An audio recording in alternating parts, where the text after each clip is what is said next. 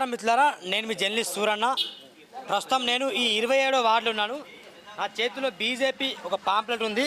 ఇంకా క్లియర్గా ఏం రాసిందంటే, కాగజ్ నగర్ మున్సిపాలిటీ 27వ వార్డు కౌన్సిలర్గా భారతీయ జనతా పార్టీ అభ్యర్థి శ్రీమతి వలపదాసు శ్రీదేవి గారికి మీ అమూల్యమైన ఓటు వేసి అత్యధిక మెజార్టీతో గెలిపిద్దాం. పోలింగ్ తేదీ 11/2/2026 ఉదయం 7 నుండి సాయంత్రం 5 వరకు కమలం పువ్వు గుర్తుకే మనటని ఇది ఒక పాంప్లెట్ ఉంది. అభ్యర్థి పలసదాసు శ్రీదేవి మన మధ్యలో ఉన్నారు. వలపదాసు శ్రీదేవి గారు మన మధ్యలో అడిగే ప్రయత్నం చేద్దాం. ఒకసారి అమ్మ, ఎట్లా ఉంది రాజకీయ ప్రచారం, ఎట్లా కొనసాగుతుంది ఇది? గత 10-12 సంవత్సరాల నుంచి అయితే ఏం మార్పులు లేవు. ఉన్నామా అంటే ఉన్నాం, తిన్నామా పడుకున్నామా తెల్లారిందా అన్నట్టే ఉన్నది. అయితే వాస్తవంగా ఇప్పుడు డాక్టర్ పాల్వై హరీష్ బాబు గారు 27వ వార్డు నుంచి వలపదాసు శ్రీదేవి గారిని నిలబెట్టడం జరిగింది. మీరేమవుతారు? నేను వాళ్ళ కుమారుణ్ణి. నా పేరు ప్రణయ్, మా మమ్మీ శ్రీదేవి.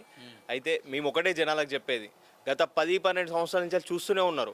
మురికి కాలువలు అట్లనే ఉంటాయి, మీరు ఇప్పుడైనా చూసుకోవచ్చు. 2 సంవత్సరాలు మరి ఎమ్మెల్యే అభివృద్ధి చేయలేదు. మరి ఎమ్మెల్యే అంటే మనకు మున్సిపాలిటీ మన చేతిలో లేదు. వాస్తవంగా మున్సిపాలిటీ పన్నులు కూడా రాలే. మొన్న జీతాలు కూడా మా శ్రీదేవి గారు, ఇది ఈమె మహిళా జిల్లా అధ్యక్షురాలు. సో పాల్వై హరీష్ బాబు గారు మొన్న సంక్రాంతికి ముందు అక్కడ ధర్నా చేసి వాళ్ళకి జీతాలు రావట్లేదని జీతాలు ఇప్పేయడం జరిగింది. అది అంతకుముందు కూడా మీరు చూసిళ్ళు. గత 2 సంవత్సరాల క్రితం కూడా వాళ్ళు దగ్గర 3-4 నెలల జీతాలు రాకపోతే కూడా అప్పుడు కూడా వీళ్ళే ధర్నాలు చేసి వాళ్ళకి శాలరీ ఇప్పించడం జరిగింది.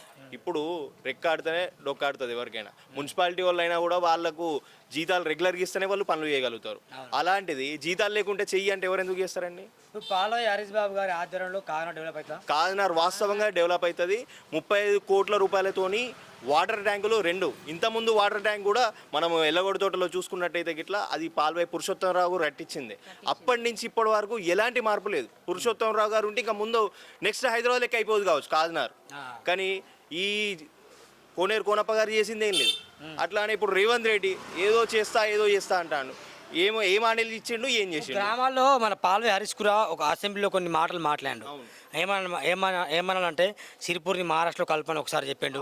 గిరిజనులకు గిరిజన పట్టాలు ఇస్తాను, గిరిజన నేతలకు పట్టాలు ఇస్తాను చెప్పిండు. ఇప్పుడు పట్టాలు అక్కడ ఏమి ఇవ్వలేదు. వాళ్ళకు కూడా అక్కడ గ్రామాల్లో మోసం చేసిండు. ఇప్పుడు ఇక్కడ మీరు ప్రచారం చేస్తాను. ఇప్పుడు మీరు గెలిచిన తర్వాత అభివృద్ధి చేస్తాను గ్యారంటీ ఏంటి? వాస్తవంగా ఇప్పుడు సెంట్రల్ గవర్నమెంట్ ఉంది. సెంట్రల్ గవర్నమెంట్ నిధులు ఇస్తేనే మన స్టేట్ గవర్నమెంట్ రేవంత్ రెడ్డి కూడా నిధులు వస్తాయి. అదే రేవంత్ రెడ్డి అక్కడ ఏ రకంగా అయితే నిధులు తీసుకున్నాడో ఇక్కడ అదే రకంగా ఇస్తున్నాడా? మున్సిపాలిటీకి ఇప్పుడు గత ఆయన గెలిచి కూడా 2.5-3 సంవత్సరాలకు రాబోతున్నది. ఎన్ని లక్షల రూపాయలు ఇచ్చిండు? కోట్లు వదిలేయండి, ఎన్ని లక్షలు ఇచ్చిండు మున్సిపాలిటీకి? కాకినాడ మున్సిపాలిటీకి ₹1 ఫండ్ తెలియదు. అలాంటిది మన పాల్వై హరీష్ బాబు గారు అసెంబ్లీలో ఎన్ని రోజులు వెళ్ళండి? కోనేరు కోనప్ప అసెంబ్లీ ముఖం చూసిండే ఇప్పటివరకు మీకు తెలిసినంత వరకు? ఒక్క న్యూస్ ఛానల్ ఒక్క కాడన్నా కనబడిందా? ఎన్నిసార్లు పోతాడు, ఎన్నిసార్లు మాట ఇచ్చిండండి. అసెంబ్లీలో వాళ్ళు ఓకే చేస్తేనే కదా మనోడు ఇచ్చేది కూడా. కాంగ్రెస్ గవర్నమెంట్ చెయ్యి చూపించి వాసన చూపించే రకంగా ఉన్నది. చెయ్యి ఇచ్చేదో ఇత్తలేదు. అది చెప్పేది ఏంటంటే ఒకటే అండి, మమ్మల్ని గెలిపియండి, మీ అమూల్యమైన ఓటేసి గెలిపియండి. మురికి కాలువలు చూడండి, మీరు 2 నెలలకు ఒకసారి వచ్చి చూసినా కూడా నీట్ అండ్ క్లీన్ ఉంటుంది. వర్షాలు వస్తే క్లీన్ అవ్వడు కాదు, మనం వరుసగా చేపిస్తాము. మీరు దీపాల లైట్లు చూడండి, ఒక్కొక్క వాడకు లైట్లు లేవు. ఆ లైట్లు కానీ వాటర్ కానీ ప్రతి ఒక్కటి చేపిస్తామండి.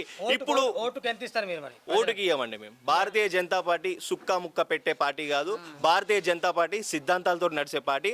RSS రాష్ట్రీయ స్వయం సేవక్ సంఘ్ భారతీయ జనతా పార్టీ వెంట ఉంటుంది. జనాలు మా వెంటనే ఉన్నారు 100%.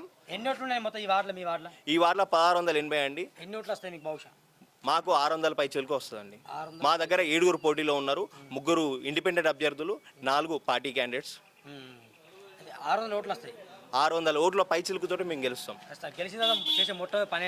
గెలిచిన తర్వాత మొట్టమొదటి జనాలకి ఏదంటదండి, గంట ఉన్నది మాకు మీద వచ్చేస్తాం అంతే. మా తాత ఉప్పలయ్య పేరుతోనే ఇప్పుడు నువ్వు రైల్వే స్టేషన్లో దిగు, ఉప్పలయ్య సౌకర్యం ఇల్లేడా అంటే ఆటోలు వదిలిపెడతారు. ఆ రకంగా వలపదాసు శ్రీదేవి అమ్మ, రమేష్ వాళ్ళు ఇల్లు ఏడంటే ఆటోలు తీసుకొచ్చి వదిలిపెట్టే రకంగా మేము మార్పునే చేస్తాం. మొత్తం 30 వార్డులో బీజేపీకి ఎన్ని వచ్చే అవకాశం ఉంటుంది? బీజేపీ అంటే సార్ కాషాయం జెండా మాత్రం మున్సిపాలిటీలు ఎగురుతుంది ఈసారి. ఎన్ని వస్తాయని కాదు, గెలిచి చూపిస్తాం, జెండా ఎగిరే చూపిస్తాం. ఇదండి మొత్తానికి మొత్తం 27వ వార్డులో మాత్రం కాషాయ జెండా ఎగురుతుంది. అదేవిధంగా మున్సిపల్ చైర్మన్ కూడా ఇది నథింగ్ బట్ మున్సిపల్ చైర్మన్ కూడా బీజేపీ జెండా ఎగురుతుందని తను చెప్పడం జరిగింది. ప్రతాప్ కదా, ప్రణయ్ చెప్పడం జరిగింది. లెట్స్ చూడండి, మరి మీ అభిప్రాయం కూడా కామెంట్ రూపంలో తెలియజేయండి. మరి ఈ వార్డులో 600 పైచులు ఓట్లు కూడా వస్తాయని ధైర్యంగా చెప్తాడు. మరి లెట్స్ చూద్దాం. సూర్యాన టీవీ సబ్స్క్రైబ్ చేయండి, బెల్ బటన్ క్లిక్ చేయండి. Thank you, bye bye.